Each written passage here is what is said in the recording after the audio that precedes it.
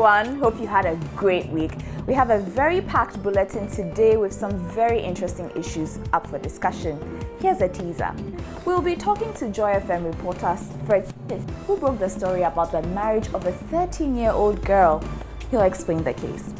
What do you know about the African Union? What is it and what does it do? We'll find out.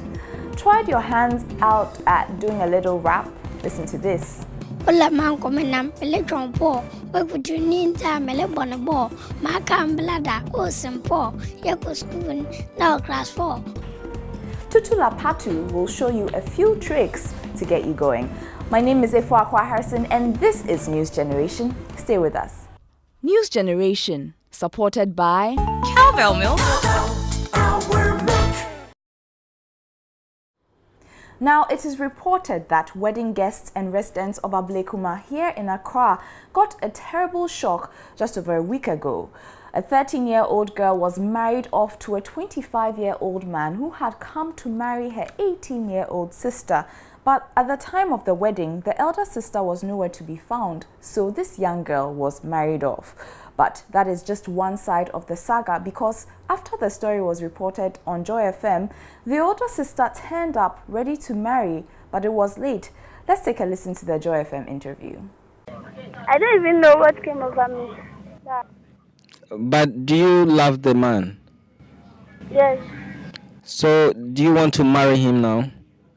Yes. I see, but some people think that you have a different man, that's why you ran away. No, there's no one. So what have you done? Since you came back, what have you told your parents? I told them the same thing I'm telling you. That? I didn't know what came over me. I just left. But your sister is only 13 years. How do you feel that she's been married to a man that you used to love? I feel bad.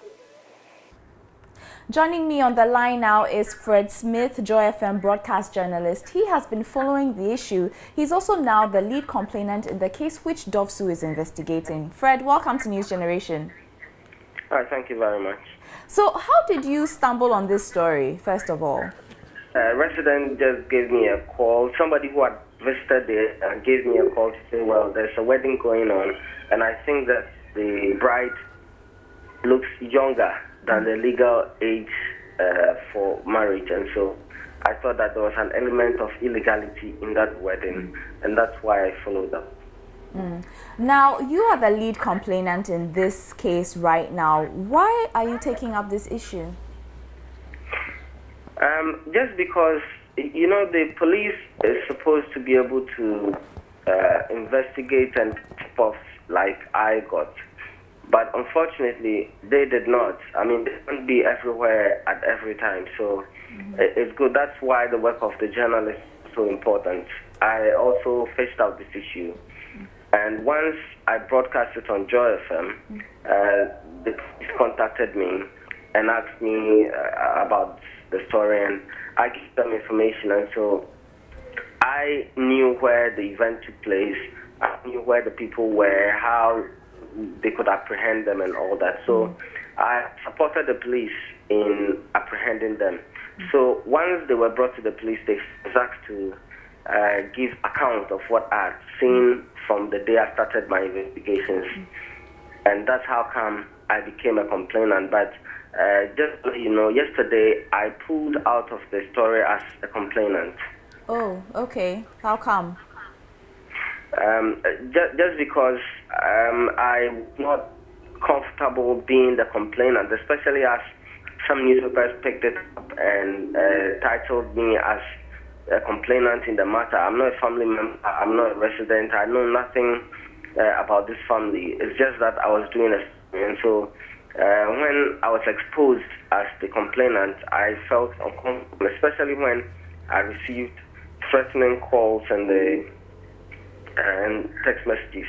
Then I was advised to pull out as a complainant. So what will then happen to the case now? It's currently up to the police now. If there's no complainant per the criminal code, it becomes very difficult for them to proceed. But they are proceeding anyway. Yesterday, The suspects were discharged on bail. They are to reappear today, Saturday. They have to go to the police station and report themselves. My interest mainly is the girl, the 13-year-old, and the 18-year-old sister. The two of them, I understand, have been given shelter, what the police call shelter, and they were taking care of them. As I speak to you, the 13-year-old is at the police hospital undergoing medicals to see if after the wedding, she was kept in a room with the man between Sunday and Wednesday. Nobody knows what happened in between. So the police wants to establish whether there was sexual intercourse between them.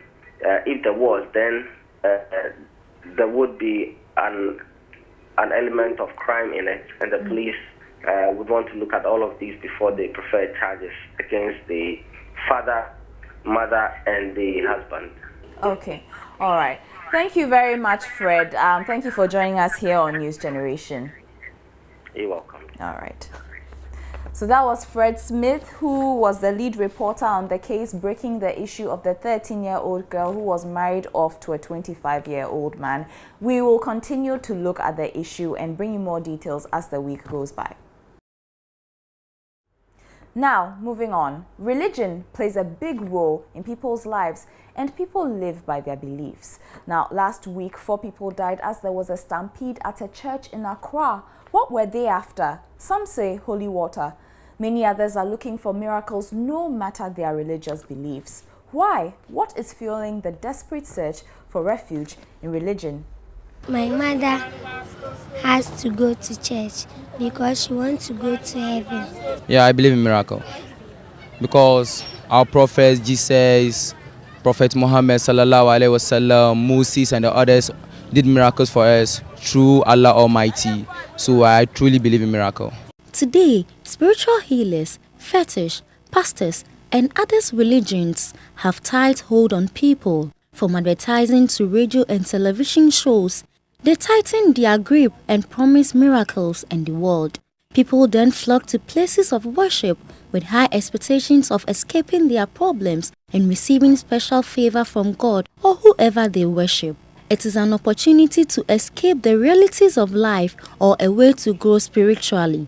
There are those who are searching for jobs, marriage, healing, and those who want to travel and prosper. I'm here to prophesy to you that 2013 is your year of restoration. 2013 is your time to shine. The reason why we go to church, all we do in church, all is about Jesus Christ. You understand? That is the purpose of creation. That is why He created us, to worship Him and to give Him honor. I personally do not go to church for a miracle or for something. No. People are crazy or crave for miracle instead of crave for God, who is the miracle doer, because they are shallow in their Christian experience and walk with God. A social science lecturer of Accra Polytechnic, Nana Obiri-Yeboah, explained what is driving people. People are doing that because they are finding it difficult to actually realize their potentials. You have the skill, but you have no job, and you have to pray to God to give you a job. I don't think the prayers might give you the job, but then it is your skill. You have to sell your skill. Does it also have to do with poverty and ignorance? You see, so some of the things we do are more of superstitious actions.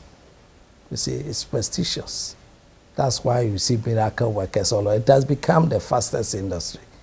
And the young boys think that if you can do that, you make a lot of money, because those people have become mentors. All those miracle people using the media to advertise that if you come, you can have a baby, you can have a job, you can have a visa. These are all unrealistic means of, making money. It's not realistic, it's not scientific.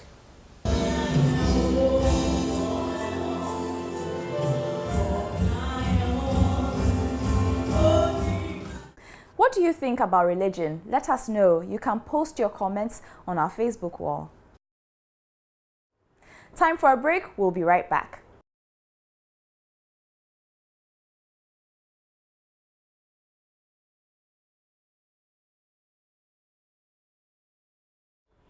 Welcome back to News Generation. So you know of the United Nations and what they do, but have you heard of the Model United Nations conferences? These are conferences held for young people in JHS, SHS and tertiary institutions to involve Ghanaian youth in discussions on global issues. Now, the most recent conference for the JHS level was held in April. There was also one held in May this year in the United States. I have a few young friends here joining me who attended these two conferences. Welcome to News Generation, guys. Thank you.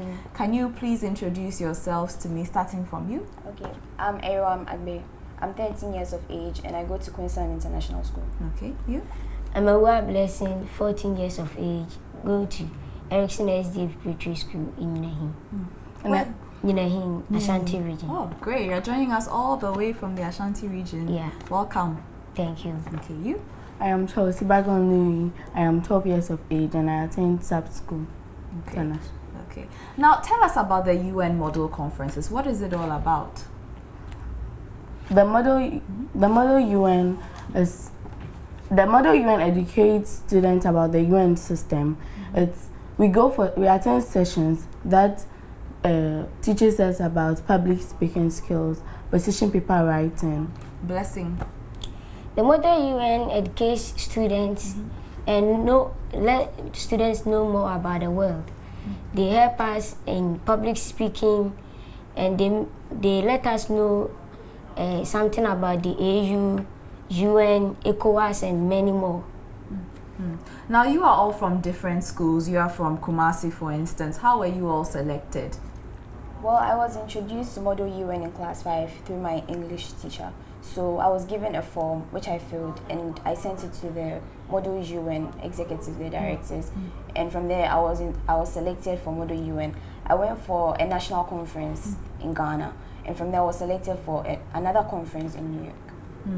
Was that the same process for you, Blessing? No. Okay. Tell us about your process. They came to our town in Yahim. They let us know about the program and they selected 40 students from the district. In the 40, they trained us and selected 10 best students for the national conference in Accra. And out of the 10, you were one of them. Yeah. Good job. And you, Chelsea? Mine is the same as hers, but mine was still my headmistress. Okay. So why is it important for you guys to participate in something like this, in a program like this? Well, it's important for us to participate in something like this because some of us want to work in the diplomatic mission when we grow up, and personally for me, it gives me a chance to improve on my public speaking and how to interact with other people, how to negotiate and bring out my ideas, and how to speak about issues, how to articulate and discuss issues in front of people. So it's very important. How is it important for you, Blessing? It was important because they help us to travel outside Ghana. Though they are a private organization, but they have done well. So they help us to speak in public, know more about the world. Chelsea? The program helps us to be bold. It helps us bring out our ideas about global issues and other problems that go on around the world. Now you guys have been talking about global issues and world issues. What are some of the global issues you went to learn from this UN Model Conference? Child marriage, climate change, and some other topics.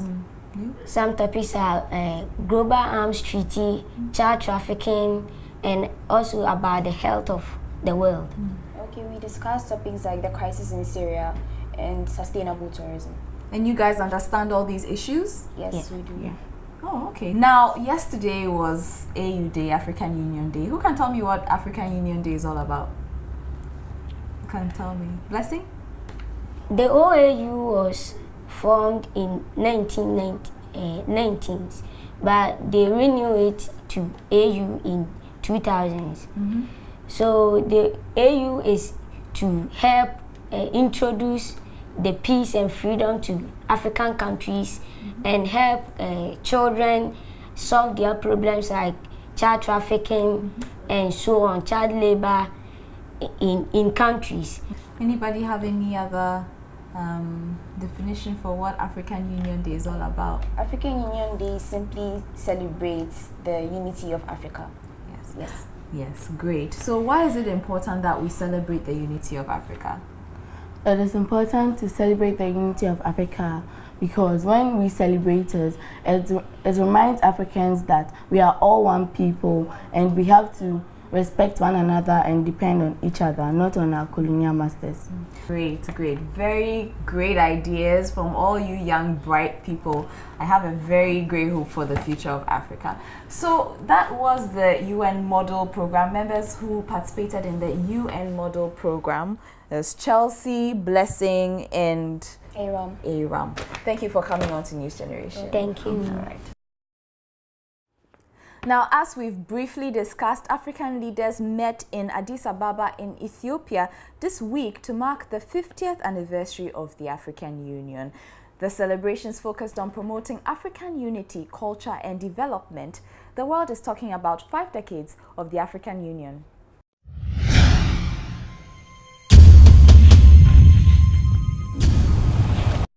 The African Union, formerly known as the Organization of African Unity, was established on 25 May 1963. 32 countries joined the group on its formation at Addis Ababa in Ethiopia. The union